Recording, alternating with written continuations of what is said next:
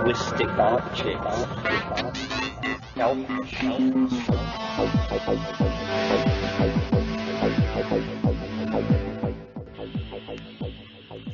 Greetings from Psychedelic Space. This is Lorenzo, and I'm your host here in the Psychedelic Salon. And no, there is nothing wrong with your MP3 player. What is a little different today is that I've finally purchased a good microphone. As you old-timers know, for the first couple of dozen podcasts, I was using a $12 headset mic. Then, once I figured out that I'd be doing these podcasts for a while, I upgraded to a $24 headset microphone. And that got me through podcast number 139. But here we are at number 140, and for the first time, you're probably hearing what I really sound like. I can remember the first time KMO and I talked on the phone, and the first thing he said was that he was wondering what my voice actually sounded like because it was different on most of the podcasts. Now, I still haven't quite figured out the best way to use this new mic, which is a Rode Podcaster, by the way, and I suspect that it will take us all a little while to get used to the new sound. But one nice feature of this mic is that it has a jack for me to directly connect a headset to and hear what I sound like as I'm recording. And that means that hopefully you won't get as many voice spikes from me when I get excited. So stay subscribed, and we'll see how this works out in the weeks and months ahead. And I'm sure I'll get some microphone using advice from some of you, which I will appreciate and take to heart, I'm sure. Now, the first thing I'd like to do using this new mic is to thank two of our fellow saloners who sent in a donation this week. And they are Samantha P., and longtime supporter, frequent donor, and active participant on our Psychedelic Salon online forums, and is perhaps aptly named a dime short. So a dime short, and Samantha, I thank you for your donations, and I'll see that they're used in support of these podcasts. I really appreciate your help. And please don't feel like you need to make a donation to this salon. Just telling your friends about these podcasts is more than enough for you to do. Without any real planning or by design, our weekly get-togethers here in the Psychedelic Space have grown into a sizable crowd. And so I was very pleased, but not completely surprised, that after I mentioned a few weeks ago that Dr. Grobe's psilocybin study had run out of funds, well, some of our fellow saloners stepped up and made very large donations to keep it running. As a result, this past Saturday, Dr. Grobe and his partners, Dr. Preet Chopra and Alicia Danforth, successfully completed the last session with the final participant in the study. Before he left the hospital that day, Dr. Grobe, who everybody knows as Charlie, called and left the following message for us here in the Psychedelic Salon. Yeah, hello. This is Charlie Grobe calling. I'm happy to announce that as of today, May 10th, we've treated our 12th and final patient for our psilocybin treatment of cancer anxiety. We would like to certainly thank our generous donors, including those who've given funds to the Hefter Research Institute, also the Betsy Gordon Foundation, and also the very generous donors who responded to the Psychedelic Salon podcast recently. And again, we're delighted to be able to announce that we've successfully completed the study. The next step will be to do a thorough analysis of our data, and then to write and submit a report and a new protocol back to the regulatory agencies requesting permission to extend the cancer anxiety study with similar number of subjects but at a higher dose. So again, we're very appreciative of the support we've had from the community, and we'll be looking forward to speaking further on the analysis of our data. Thank you very much. Bye-bye now. And you can rest assured that as soon as Charlie's report is final, he'll stop by the salon and give us an early look at the results, as well as letting us hear a little bit about his protocol for the next phase of this important study. Now let's get to the first of two talks I'm going to play for you today. The second one is a 20-minute introduction to a McKenna, Sheldrake, and Abraham trialogue in which Ralph Abraham tells the story of the deep involvement psychedelics had on the math and computer revolutions of the 60s. But first I'm going to play another talk from the recent World Psychedelic Forum held in Basel, Switzerland. Thanks to our friend and fellow saloner, Otto Vidal, and what he calls his brave little MP3 recorder, most of the English talks from that conference were posted via a thread on the Psychedelic Salon forum over at thegrowreport.com. And originally the only talk from that conference that I planned on podcasting was Mountain Girls Talk, which you heard in program number 135. The rest of the English language talks from that conference are being podcast by my friend Max Freakout each Friday on his excellent podcast, Psychonautica. In fact, Max's program last Friday featured one of Dennis McKenna's talks from that conference, and it'll really blow you away, I think, particularly when he mentions the fact that there are quite literally thousands of DMT-containing plants. And then he goes on to talk about psychoactive frogs, snakes, and even fish and insects. If you're still in school and thinking about getting into psychedelic research, well, I think Dennis's talk will give you leads on a lot of different directions you could take for particularly graduate dissertations.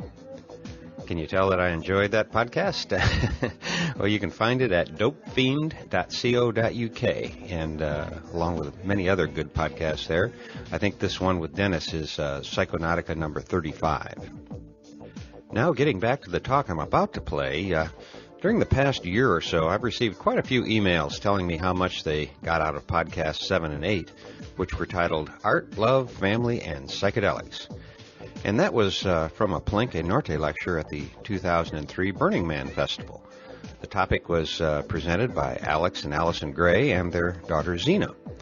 So when I saw that Allison and Alex had given another family and psychedelics presentation at the Basel conference, I asked Max Freakout if he minded if I podcast that talk here in the salon too, and of course Max had no problem with that, so here we are.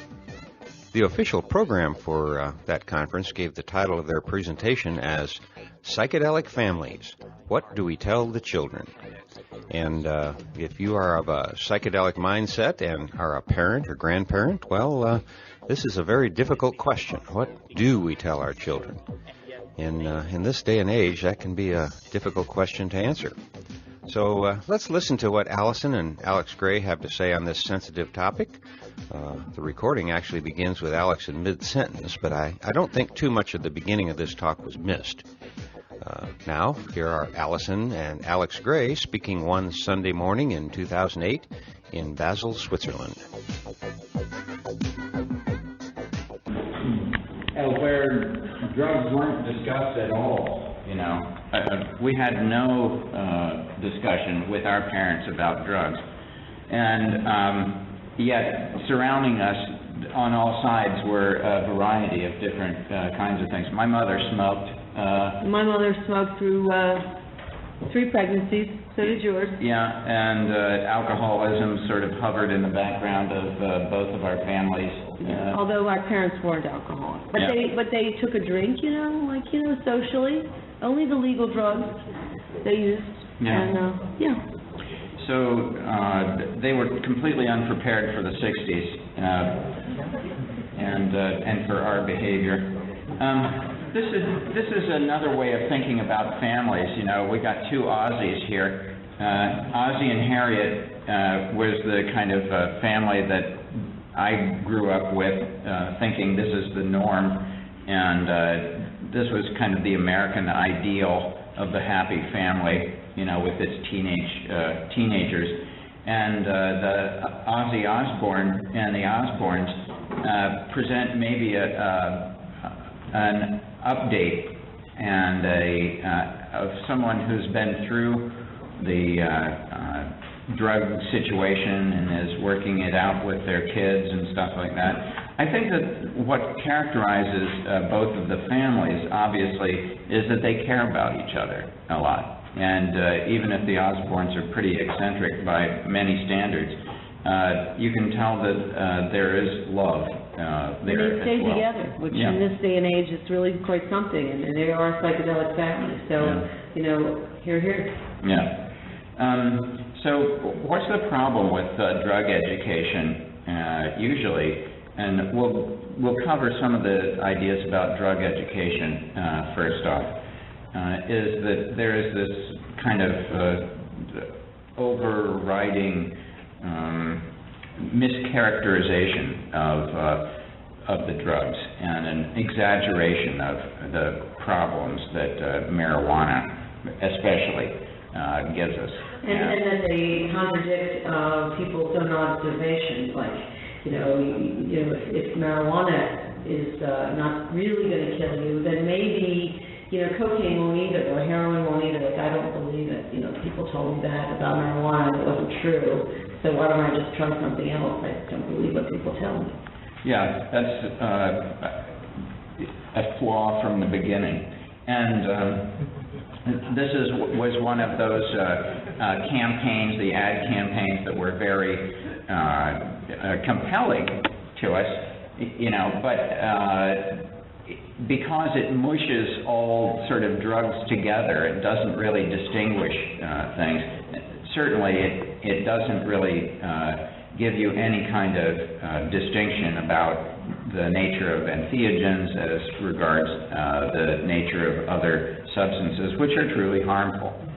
And it doesn't distinguish between use and abuse. Yeah. So this is the kind of drug education that we've been living with in America, and the Reagan era's Just Say No campaign, and certainly it was admirable in terms of wanting to safeguard the lives and minds of the young, and it's obviously been parodied through our culture as well, and for very good reason, because it actually doesn't work. What's interesting, although the DARE also program has admirable ideals about wanting to, you know, safeguard the young, part of it becomes these unmanageable kinds of promises that the unwitting young are kind of demanded to make. And they're enrolled in this idea that drugs are bad, okay? And so then I pledge to lead a drug-free life. This is like one of the vows that they're asked to make before really having an understanding about the true nature of the various kinds of substances. And and it's a lie. It's a lie, because nobody's going to lead, I mean, maybe Christian Scientists, but very few people will lead a truly drug-free life. They'll take over-the-counter medications, and they'll take you know, prescription medications. They'll use cigarettes and alcohol and still make this pledge. So that's just a lie. Yeah, it has to do with these kind of inner conflicts and contradictions that end up as hypocrisy, and kids are fine-tuned to catch any kind of hypocrisy, and that's why in the follow-up studies they found that it was actually worked against them. You know, that this pledge became a gateway to abuse for many kids from the suburbs. And so there's various myths about this kind of, that are part of the conventional drug education programs. They rely on the Just Say No, the experimentation, the myth that the experimentation with drugs is uncommon, that drug use is the same as drug abuse. Marijuana is a gateway drug to heroin and cocaine, and then the continued exaggeration of the risks. Looking at the realities, over 50% of high school seniors have experimented with the various kinds of drugs at some point in their lives. Over 41% used a drug during the past year, and around 25% used in the last month. So this is also interesting because of the over-exaggerations. Every 100 people who've tried marijuana, only one is a current user of cocaine. So what we're looking for in terms of education is a kind of harm reduction approach, and it distinguishes between use and abuse, and a majority of drug use doesn't lead to addiction or abuse, and most users of psychoactive substances control their intake. There's a certain kind of ethics for using drugs, not to dose other people, not to use them during school, maybe at work, or in sports or driving. These kinds of things seem obvious, but these should be... Well, these are the things that parents fear. I mean, that's why I put that picture in there of that car. I just couldn't believe it. I mean, this is what we fear, really. There are perils, and when we have children, we want to protect them. So drugs can lead to terrible things as well. Yeah. And it's just unrealistic to think that teenagers are going to avoid drugs when they're trying to push the envelope of their identity, they're trying to discover who they are sexually and consciousness-wise. And so keeping kids safe should be the highest priority, and a reality-based approach would provide honest and scientifically informed education on all the drugs, including the prescription medicines, like the antidepressants, whose kind of side effects can be suicide and mass murder, and then alcohol and tobacco and these other kinds of addictive substances that are a normal part of routine, instead of demonizing the entheogens and other kinds of substances. Encouraging moderation if experimentation persists, and promoting an understanding of the legal and social kinds of consequences of drug use, and just putting the responsibility back on the person who's using, and so that they really understand where they're coming from, and aren't just being led along in a kind of a peer slipstream and things like that. So the safety first. Yeah, do you want to? No, please continue. Yeah, it's just basically you want to establish a bond with your children, and not to come in with total preconceived notions about how they ought to behave. The idea is to listen and to establish a link of trust, so that you can really be there for them instead of alienating them. And so you have to learn about these substances and the possible substances that they're using, so that you can be an informed assist for them. You want to... Wait, I wanted to say one thing. Okay, yeah. I just wanted to remind people that, like, when as parents, we know that if we go ballistic about something, that is a signal to them, don't talk about that anymore. So when you hear something that you don't like, it's almost counterintuitive not to, let the lid fly off. But that's kind of what we have to be as adults, is, a listener, and really, because then they'll come back and talk to you more about it. So that's a really crucial time. Yeah, and it's not easy to restrain yourself from when you have kids, telling them how they should behave. So this is a kind of a funny thing, but basically you want to encourage whatever creative and physical activities your youngsters really want to explore. And this is the one in the middle is what they're doing when they have free time. Yeah. But, it's like, keep them busy between 3 and 6. That's a good that's the time when most teenagers are using drugs. That's what we were reading, and so we were thinking about, well, what else could they be doing? Well, yeah, we avoided the teen porn that's side. what they could be doing. But the other thing is to actively engage in whatever kind of social life they have, just as a leader in terms of the PTA and things that are part of their peers, parents, and their teachers' situation.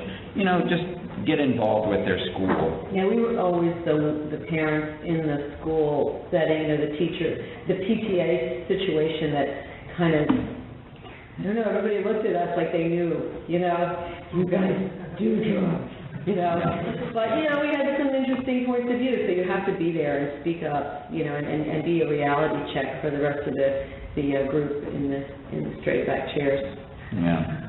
And so also be willing to recognize if there's a problem, if the kids are struggling and they're hooked, you have to be able to, if you have this bond of trust, you may be able to be there to be a support.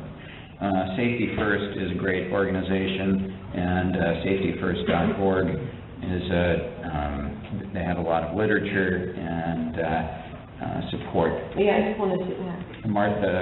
Marcia Rosenbaum is a terrific. This is not the newest version, but I would definitely go online if you're a parent and download the PDF and take a look at. This is the old one. I left the new one somewhere. But I just think, really. I mean, you want to be informed as a parent.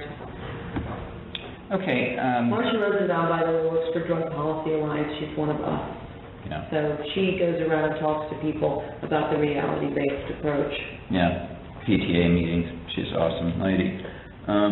So this is one view of how states also can respect the parental authority, basically allowing them to make decisions about whether sharing a drink with their kids is okay. So this is instead of just an age limit on drinking and things like that.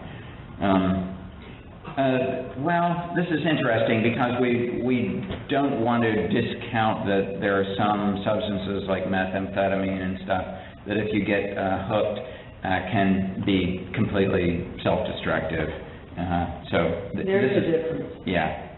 This is what we fear. Yeah, and it's the kind of thing that if you've already been lying to your kids about drugs, then why should they listen to you about anything, and including the dangers of meth.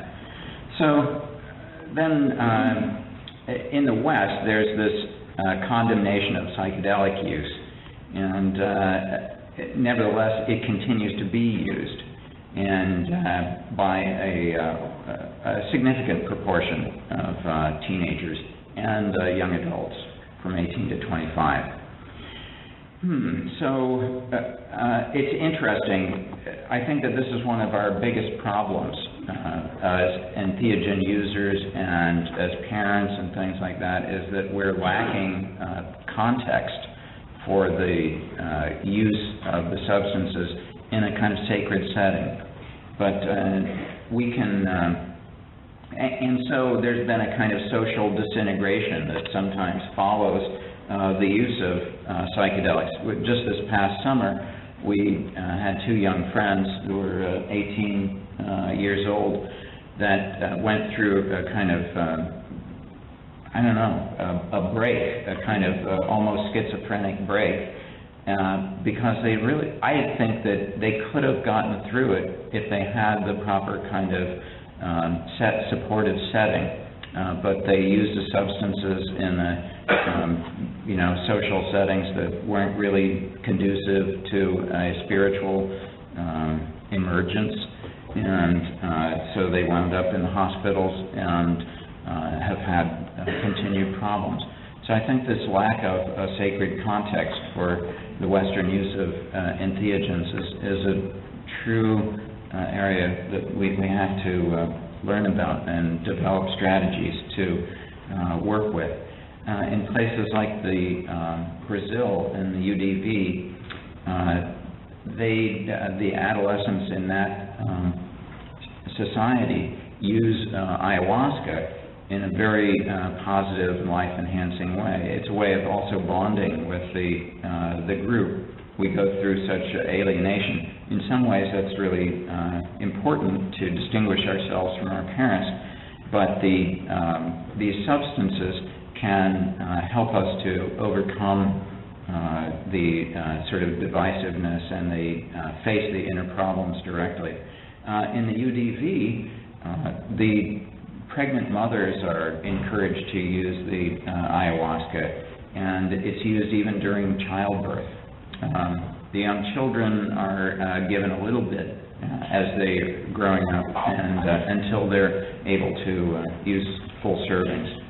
I wanted to point out that one is the UDV Church and the other is a Barquinha, but that they're all ayahuasca churches from down in Brazil.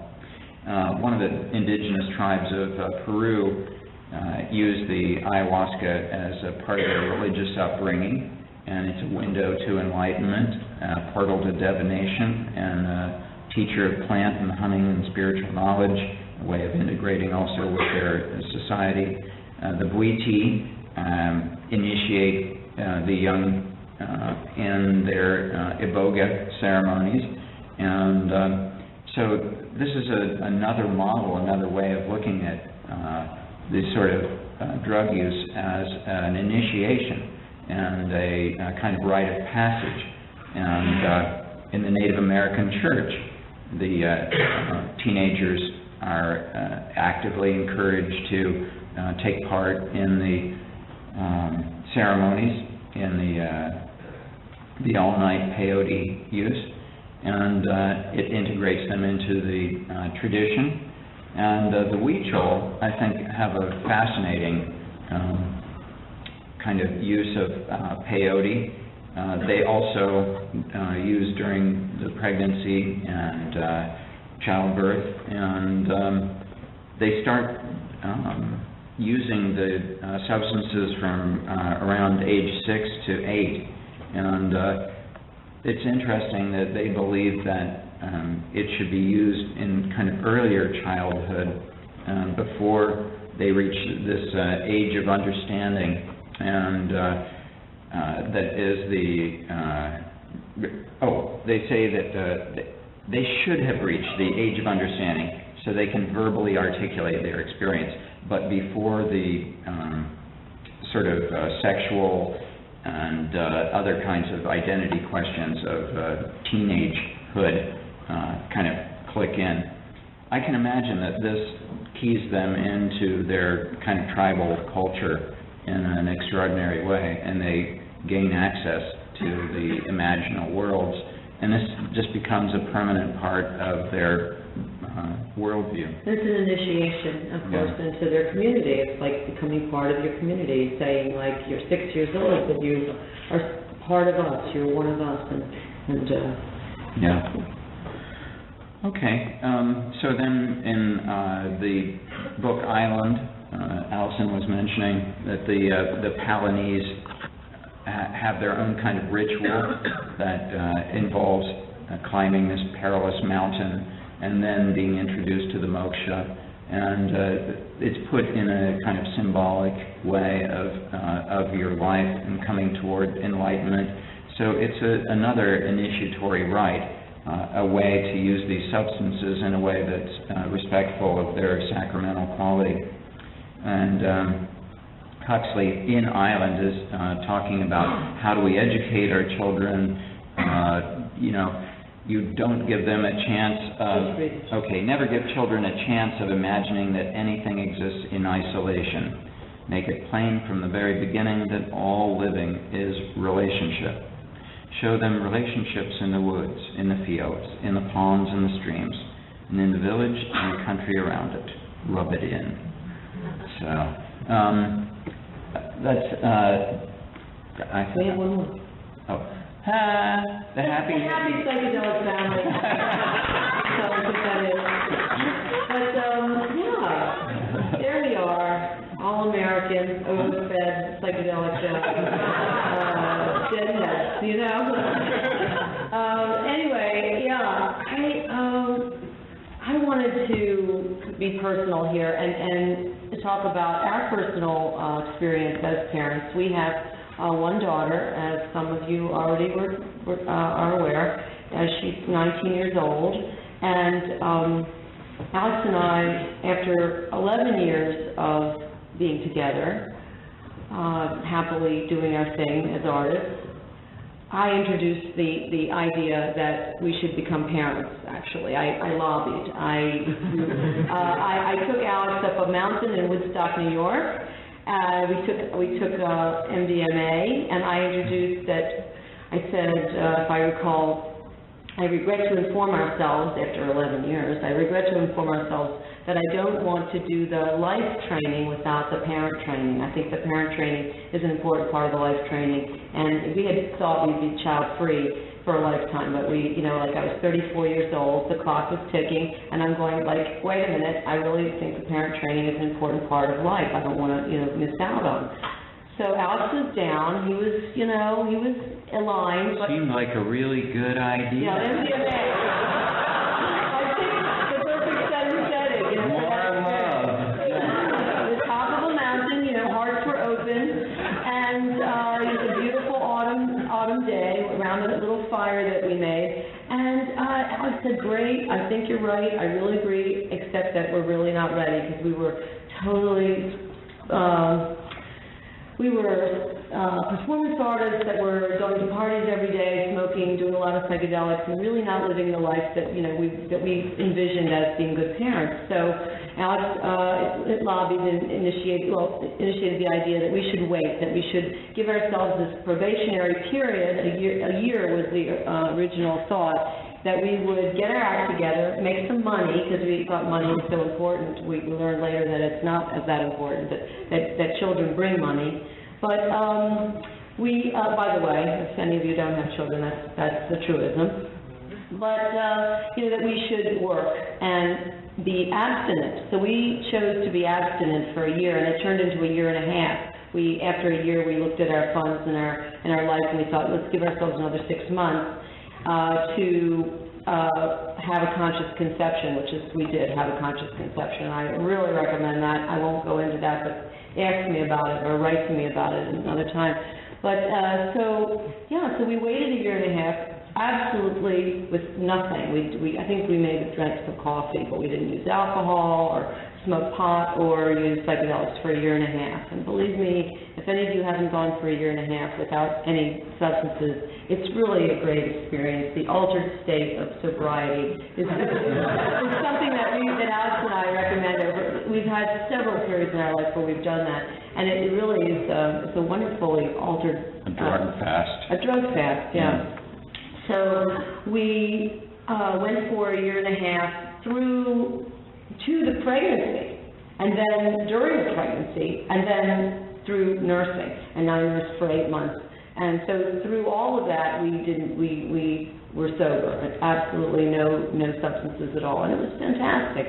And just didn't want to take any chances. I was 36 years old by then. I just didn't want to take any chances. And we got pregnant the first and only time we ever tried. Every other time we tried not to. And so we did get pregnant that one time and had one child. We only had one.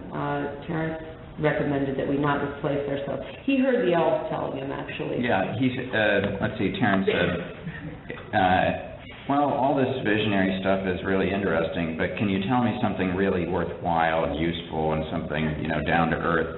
And the mushroom said, have only one child, it will make your lives easier and it will be less of a load on the planet.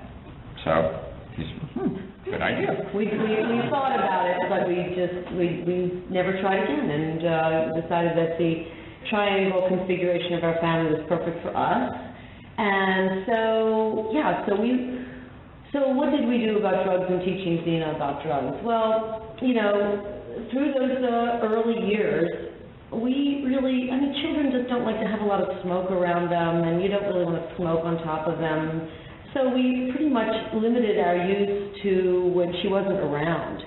We didn't, like, keep it from her, and we always answered her questions. This is what my mother taught me when it came to sex, and I applied it to drugs. Just whenever they ask a question, you answer it. And, you know, you don't tell them the things that they don't want to know or they're not ready to know. But if they ask you something, you tell them honestly. I would never keep anything from Zena, and so she doesn't keep all that much from me. I mean, I'm sure she keeps something, but, you know, we've been pretty open with each other through the years. And so we answered the questions, and then as time progressed, well, as we wanted to take a psychedelic, we didn't include her in that experience. I mean, for 3 reasons. We would basically get a babysitter, and we would go somewhere and do it elsewhere, or we would make sure she was taken care of, maybe she was visiting a friend or going to camp or something, and then we would use psychedelics for 3 reasons. One, we didn't want to be weird around her, like what if we acted a little strange and maybe she would think, what's going on with mom and dad, you know?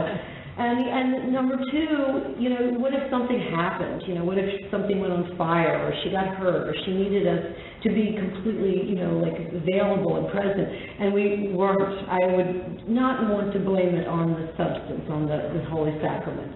So, so the 3rd reason is really personal and selfish, that I don't want to be worrying about Zena. I don't want to be thinking about a young child when I'm having my own personal experiences.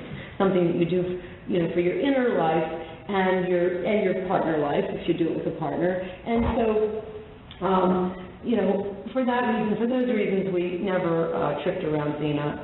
And during, especially the years, like I say, between 8 and 12, they're very rule conscious and very rule oriented, and they really understand about following the rules and not following the rules. And it is illegal what you're doing, and it scares them.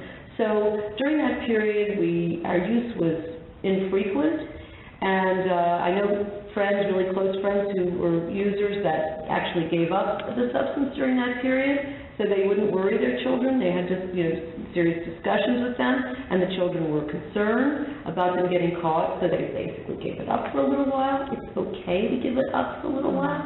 You can always go back. It's not, you know, the teaching that you've had is always there, so it actually will help you. And so our use was infrequent during that period, and not so much around her, although we always were open with questions. Then she would come with us, though, to the psychedelic conferences. Yeah, and she had lunch with Dr. Hoffman once. And she was like 9. And so it's interesting, though, that you know, she didn't always put everything together. Alex would go out and do talks, like he does. I don't know how many of you have seen him do his talk about his art, but it includes like all the art that was, you know, influenced by psychedelics, and he discusses, you know, the influence and what he saw when he was under the influence. And Zena would be sitting in the front row when she was 2, and when she was 4, and when she was 6, and she would hear these talks over and over again. And then when she was 10, I remember her saying to me one time walking down the street, she said, I know that you and Dad do smoke marijuana, but that's all. And I went, I just didn't say anything. I mean, because that's all she really wanted to know. That's what she had made up in her mind. It's kind of like, well, I know there's Santa Claus, you know, because I saw him. I mean, what do you say? No, there isn't. You know, you don't kill their fantasy, whatever it is. And so when she finally came around to understanding that was part of our life, I mean, they only hear what they want to hear. So you only answer what they ask you. If she doesn't ask a question, I didn't answer it. So, you know. At the same time, then, when those questions did come up, we had to address the idea that this is like the early Christians living in their spiritual lives in the catacombs and things. This is not something to discuss with your friends at school. This is not, unfortunately, you know, we're part of an underground society, and that's a heavy burden to place on a young mind if they're not ready. But at the time that she seemed ready, we delivered that one too. But they also really appreciate that you confide in them like that.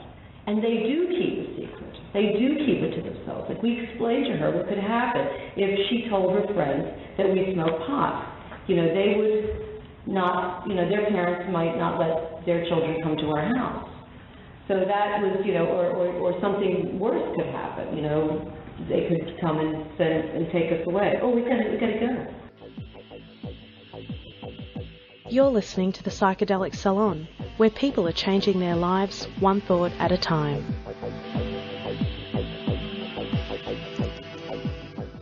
As you can tell, this group discussion was just getting off the ground when time ran out.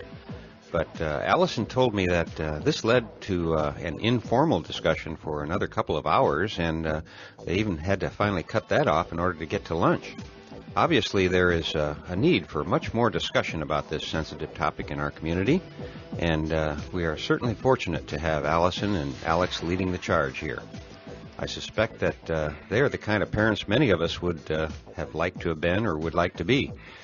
In my own case, I have to admit to being a real jerk about drugs until I finally tried them myself. Until then, my poor children had to put up with me parroting that stupid "just say no" line. So I'm very grateful to Allison and Alex for putting themselves on the line and speaking in public about this very important issue. Let's face it, each generation seems to be a little bit more aware of the real world than their parents are. And once they catch us lying about something like cannabis, they may never trust us again. As a side note, by the way, we just now heard Alex mention Terence McKenna's proposal that each of us only reproduce once. And if you want to hear his proposal in greater detail, I believe it's part of the McKenna Talk that I podcast in program number 122. And how do you feel about Alex's comparison of psychedelic families to early Christians living in the catacombs? While I prefer to think of us as a Robin Hood-like band of merry outlaws, there is a ring of truth to the catacomb analogy. The underlying truth, of course, can be found in Ray and Anderson's great book, The Cultural Creatives, where there are references to the psychedelic community as being among the core of the core cultural creatives. And now that we number in the many, many millions worldwide, our influence in all walks of life is finally beginning to be felt more clearly. Which brings me to the next short talk I want to play for you. As I mentioned earlier, it's from a trialogue, only the second public one, by the way, that Ralph Abraham, Terence McKenna, and Rupert Sheldrake held at Esalen sometime in 1992. And if I'm not mistaken, this was their first public trialogue since the publication of their first joint book, Trialogues at the Edge of the West. Their first session in this series of trialogues was actually held at night and consisted primarily of the workshop participants telling a little about themselves, along with a discussion of crop circles. And the reason I'm not taking your time with that today is that their crop circle discussion was significantly revised in later discussions, some of which I've already podcast. So right now I'm going to pick up with the first morning session. We begin with Ralph Abraham, and after he goes over a few housekeeping details, he tells what for me is the confirmation of something I've known for a long time. And that story is the story of how the personal computer revolution, the digital revolution, if you will, has been founded in a large part and sustained by members of the psychedelic community. Just like psychedelics brought you rock and roll, they have also brought you the digital age, complete with internet-downloaded podcasts. This is certainly a fascinating story, an important story, a historical story. And now we're going to get to hear it told by one of its most influential protagonists, Ralph Abraham.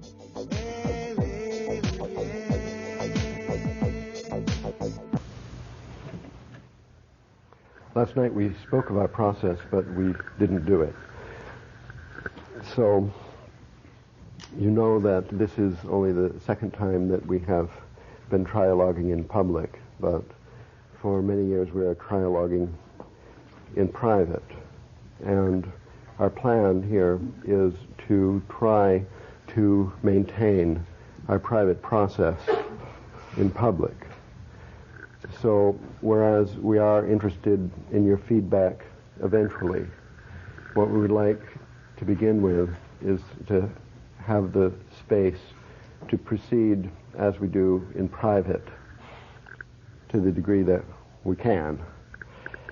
And at the same time, of course, we can't help but be conscious of the fact that you're here and we've tuned.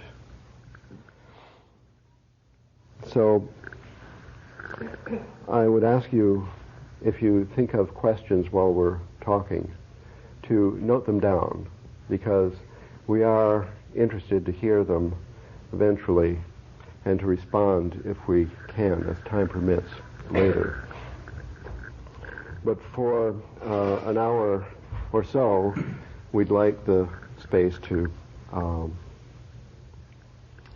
perform like television to a passive audience, in spite of the fact that we are always complaining about this passive addiction. And that's one of our so-called rules. We have some other ones that we've some other rules that we have evolved, or rules or methods of inducing an altered state, a joint state, the trialogue mode. And the main step is kind of an induction. And so usually we have an induction process in which one person makes the call to the trialogue mode. And in spite of what Terence said, I'm not going to do a dog and pony show, but I'm going to take my turn this morning at the induction, which usually takes 15 or 20 minutes.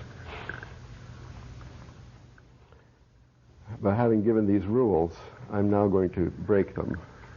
And because you are here, we felt the need for a slightly longer induction. And what I'm going to do is to try to set the stage not only for this morning's trialogue, but for the whole day. So I'm going to, there's 3 steps then. I'm going to tell a personal story. Then I'm going to show a video that lasts 10 minutes. And then I'm going to do the induction for this morning's trialogue, which will necessarily have to be really compressed.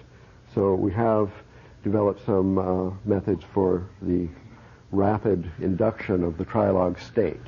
And I'm going to experiment with another shortcut to the induction process this morning, which, of course, if I risk this, might fail.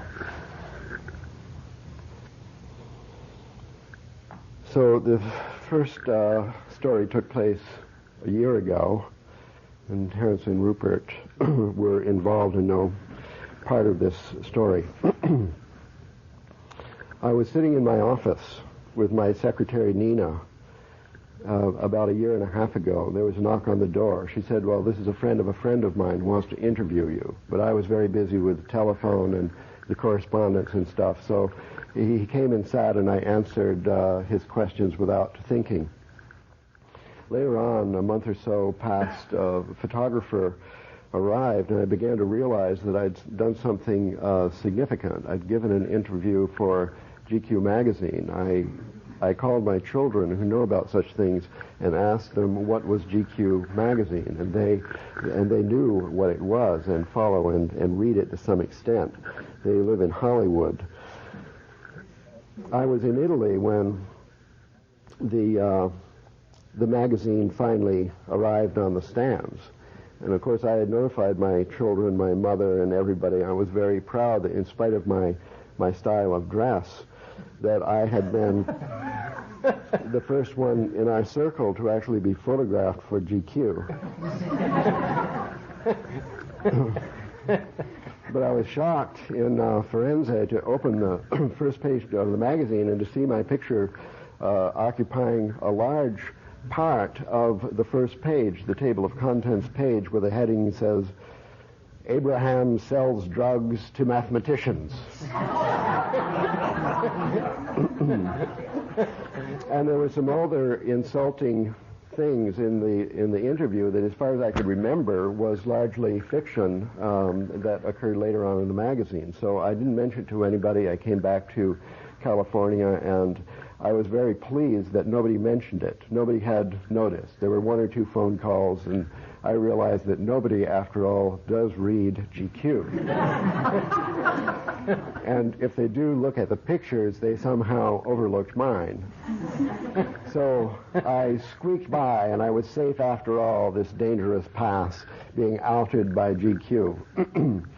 Suddenly, my peace was disturbed once again by 100 phone calls in a single day asking what did I think of the article about me in the San Francisco Examiner or the Chronicle or the San Jose Mercury and so on. After all, the embers in the fire left by GQ had flamed up again. In the pen of a journalist, a woman who writes a computer column for the San Francisco Examiner, had received in her mailbox a copy of this article in GQ in which Timothy Leary is quoted as saying, the Japanese go to Burma for teak and they go to California for novelty and creativity. And everybody knows that California has this resource thanks to psychedelics. And there again, it quoted me as the supplier of a scientific renaissance in the 1960s. And this columnist didn't believe what was asserted by Timothy Leary and others in the GQ article, that the computer revolution and the computer graphic innovations of California had been built upon a psychedelic foundation. So she set out to prove that this story was false. She was about to go to SIGGRAPH, the largest gathering of computer graphic professionals in the world. Annually, somewhere in the United States, 30,000 or so people gather, all of whom are vitally involved in the computer revolution. She thought she would set this heresy to rest by conducting a sample survey at SIGGRAPH a year ago in Las Vegas. She began her interviews at the airport the minute she stepped off the plane, and by the time she got back to her desk in San Francisco, had talked to 180 important professionals of the computer graphic field, all of whom answered yes to her question, do you take psychedelics, and is this important in your work? So her column in the syndicated in all these newspapers finally said that, and again, unfortunately, or kindly, remembered me. Shortly after this second accident in my story, I was in Hollyhock, the Esalen of the far north, with Rupert and some others of you here. And I had a kind of psychotic break in the night. I couldn't sleep, and I was consumed with paranoid fantasy about this outage and what it would mean in my future career and the police at my door and so on. And I knew that my fears had kind of blown up unnecessarily, but I needed someone to talk to. The person I knew best there was Rupert, and he was very busy in counsel with various friends, but eventually I took Rupert aside and I confided to him this secret and all my fears, and his response within a day or two was to repeat the story to everybody in Canada.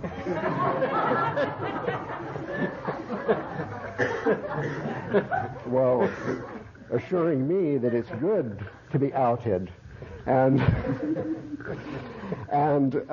it would be good to come out, and to come out maybe in a best-selling book, which Brockman, our agent, could sell and hawk for a huge royalty advance and so on. I tried thinking positively about this episode, but when I came home, I still felt nervous about it, and I said no to many interviews from ABC News and the United Nations and other people who called to check out this significant story. I did not rise to the occasion, and so I've decided today on, by popular request, to tell the truth. And this is perhaps relevant to our theme for today, different aspects of vision, and our theme this morning of psychedelics and mathematical vision.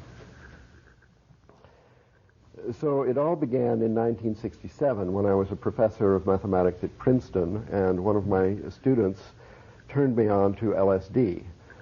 That led to my moving to California a year later and my meeting at UC Santa Cruz a chemistry graduate student who is doing his PhD thesis on the synthesis of DMT. He and I smoked up a large bottle of DMT in 1969, and that resulted in a kind of secret resolve which swerved my career to a search for the connections between mathematics and the experience of the logos, or what Terence calls the transcendent other. This hyperdimensional space full of meaning and wisdom and beauty, which feels more real than ordinary reality, and to which we have returned many times over the years for instruction and pleasure. And in the course of the next 20 years, there were various steps I took to explore this connection between mathematics and the logos. For example, I apprenticed myself to neurophysiologist and tried to construct brain models made out of the basic objects of chaos theory. This was about the time that chaos theory was discovered by the scientific community, and the chaos revolution began in 1973. I built a vibrating fluid machine to visualize vibrations in transparent media because I felt on the basis of direct experience that the Hindu metaphor of vibrations was an important one, a valuable one, and therefore that we could learn more about consciousness, communication, resonance, and the emergence of form and pattern in the physical, biological, social, and intellectual worlds through actually watching vibrations in transparent media ordinarily invisible and making them visible. I was inspired by Hans Jeni, an amateur scientist in Switzerland, a follower of Rudolf Steiner, who had built an ingenious gadget for rendering these transparent fluids visible. About this time, we discovered in Santa Cruz computer graphics because the first affordable computer graphic terminals had appeared on the market. I started a project of teaching mathematics with computer graphics and eventually tried to simulate the mathematical models for neurophysiology and for vibrating fluids in computer programs with computer graphic displays. In this way evolved a new class of mathematical models called CDs, cellular dynamata. They are really especially appropriate mathematical object for modeling or trying to understand the brain, the mind, the visionary experience, and so on, as close anyway as mathematics could come to simulation of this experience. At the same time, other mathematicians, some of whom may have been recipients of my gifts in the 1960s, began their own experiments with computer graphics in different places and began to make films, which I used to show in annual film clairvoyance of this evening later on in many years later when I would be sitting in this theater watching a computer graphic film made by Tom Banchoff. You remember that? Mm-hmm.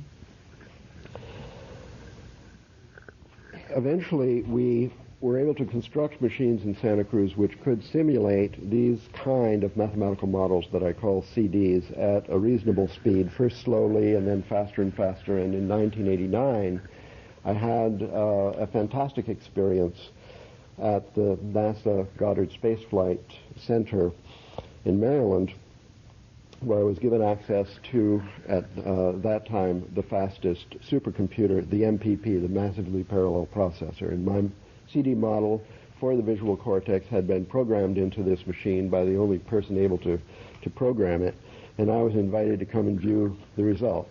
And looking at the color screen of this supercomputer was like looking through the window at the future and seeing an excellent memory of a DMT vision, not only proceeding apace on the screen, but also going about 100 times faster than a human experience, and also under the control of knobs which I could turn at the terminal.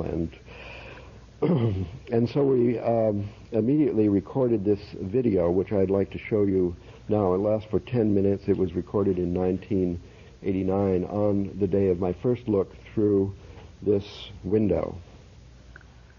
So if you could turn this on.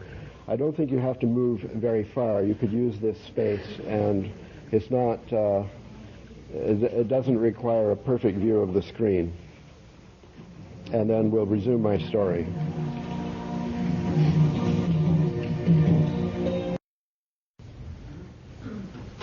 I guess that's Maybe we could lift up the Venetian blinds and turn up the lights now. Yes, we probably can. In fact, you can help yourself to the door. So returning to my story now, and I'll quickly bring it to a close. There is, first of all, a 20-year evolution from my DMT year, 1969, to my MPP year, 1989. And following this 20-year evolution and that the recording of that video, we had two things that I'll mention. One is the story with GQ and SIGGRAPH and the Examiner that I've told you, which essentially poses the question, then, has psychedelic had an influence in the evolution of science, mathematics, the computer revolution, computer graphics, and so on. And the other event, in 1990, we got to see, after, I think, the publication of a paper on this in the International Journal of Bifurcation and Chaos, we saw an interesting article in the monthly notices of the American Mathematical Society, the largest union of research mathematicians in the world, which amazingly redefined mathematics, dropping number and geometrical spaces as relics of history, and adopting a new definition of mathematics as the study of space-time pattern. So this is not written by me. This is just in the pages of Science and the monthly notices of the American Mathematical Society. So we have to admit that mathematics has been reborn, and this rebirth is some kind of outcome, apparently, of the computer revolution and the psychedelic revolution, which took place concurrently, concomitantly, cooperatively in the 1960s. And I might mention a current event on this horizon, redefining this material as an art medium. I'm going to be able to give a concert of this material played in real time with a genuine supercomputer in October in the Cathedral of St. John the Divine, the largest Gothic cathedral in the world. Well then, let's come to our subject. And I don't know if you gentlemen need to move up a little bit so that we can trialogue. Now I have to do, since I took so much time on a personal odyssey, I have to induce trialogue in 1 minute. And so this shortcut, what I want to do is just pose one or two questions and read one or two excerpts from some favorite books here. So we have to accept now, I think, mathematics either in the new definition or the old one.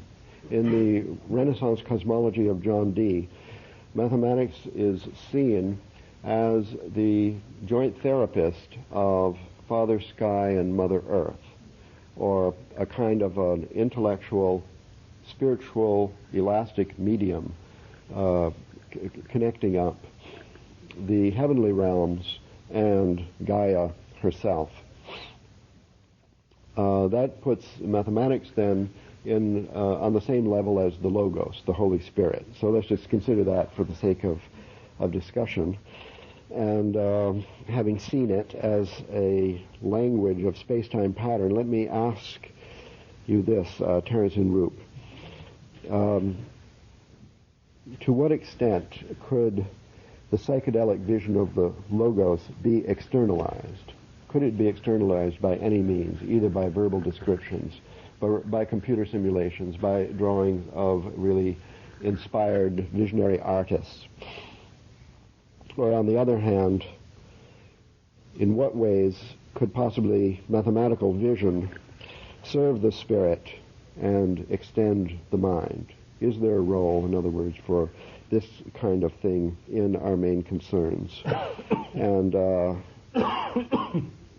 to give you a fast forward into the answer, let me just read a couple of things here from Food of the Gods. Oh, good choice. And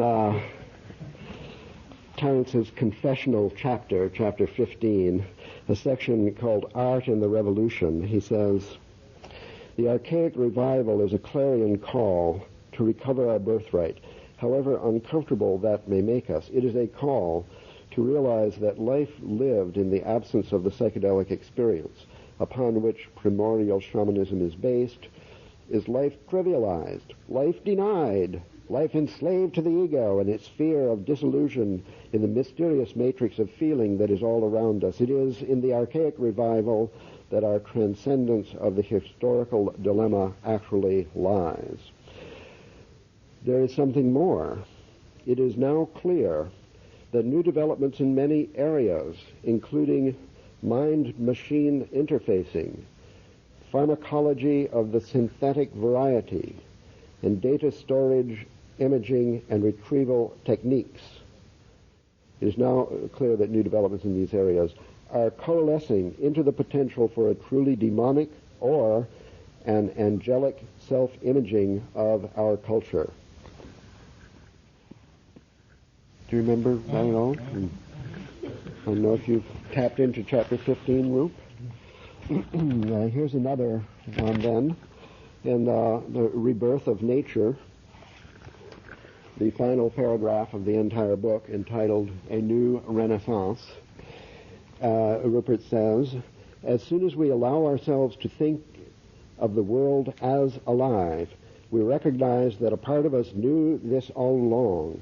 It is like emerging from winter into spring. We can begin to reconnect our mental life with our own direct, intuitive experiences of nature. We can participate in the spirits of sacred places and times. We can see that we have much to learn from traditional societies who have never lost their sense of connection with the living world around them. We can acknowledge the animistic traditions of our ancestors, and we can begin to develop a richer understanding of human nature, shaped by tradition and collective memory, linked to the earth and the heavens, related to all forms of life, and consciously open to the creative power expressed in all evolution. We are reborn into a living world."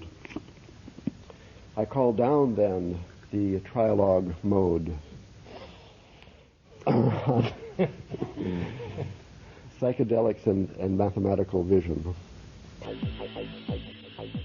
I'm sorry to have to cut this off right here, but in order to keep this podcast from running excessively long, I'm going to save the next part of this trialogue for our next podcast. I will tell you, however, that the first person to respond to Ralph's questions was Terence. Now, I know that there are a few saloners out there who are around my age and can remember the old Saturday matinee cliffhanger movies. You know, the last show always ended with the hero swinging on a vine with a girl in his arms, dozens of hungry crocodiles below, and then the vine snaps and cut. You had to come back the following week to learn that, fortunately, there was a small ledge just 2 feet below where the vine snapped. Saved again. But I don't really mean for this to be one of those cliffhangers. It's just that if I played the rest of this trilogue, we'd be here for another hour or so, and that really is too long for one of these podcasts. But I do promise to get the rest of this trilogue out in the next podcast as soon as I can. You know, just now when Ralph was talking about visually representing a psychedelic experience, I was reminded of a short video that one of our fellow saloners, Dylan, produced. There's a link to it on the psychedelicsalon.org blog under the post, I think it's titled, He Climbed In. And what I like about this video is that the images are very subdued, which allows you to focus on what I think is really excellent dialogue. I found the piece very compelling, and at times it reminded me of several different kinds of trips I've had. So well done, Dylan. I really enjoy your work. And one last thing I want to mention is a video that's up on Google Video right now, and it's titled American Drug War, The Last White Hope. And be sure that you add The Last White Hope in your search, because there are other videos with the first part of that title. Of course, the fact that some of the faces in this documentary are those of people who have been our guests here in the salon makes me like it even more, probably. So if you have time, you might want to check it out. I first learned that it was available online from a posting by Sancho23 on our forum at thegrowreport.com. And that post was followed by a lot of additional commentary by several people, like Victoria Pandora and A Dime Short and others. In fact, it was A Dime Short's comment about Gary Fisher being in the film that prompted me to watch the entire 2-hour video in order to be sure not to miss him. Because I remember him telling me about the day the film crew shot the interview. Hopefully we'll get him to tell that story someday. And one final thing I'd like to mention today is about our Palenque Norte mailing list and our Palenque Norte tribe at tribe.net. I'm sorry to say that I just don't have the time to put into that project right now, and so the list is inactive, and it's doubtful that there will be any Palenque Norte Plyalogs at Burning Man this year, mainly because I'm not going to be able to make it myself. But I will keep you posted as the burn gets closer and let you know some of the theme camps who have fellow saloners among them. And if all goes well, you should be able to make some lifelong friends there this year. So stay tuned, or stay subscribed, I guess I should say. You do know, I hope, that subscriptions to this podcast through iTunes and other aggregators is free. Of course you know that. What am I thinking? Anyway, I do plan on bringing you some more information about this year's festival in the months ahead. Well, I guess that's about it for today, and as always, I want to close by saying that this and all of the podcasts from the Psychedelic Salon are available for your use under the Creative Commons Attribution Non-Commercial Share-alike 3.0 license. And if you have any questions about that, just click the Creative Commons link at the bottom of the Psychedelic Salon webpage, which you can find at psychedelicsalon.org. And that's also where you'll find the program notes for these podcasts. And for now, this is Lorenzo signing off from Cyberdelic Space. Be well, my friends.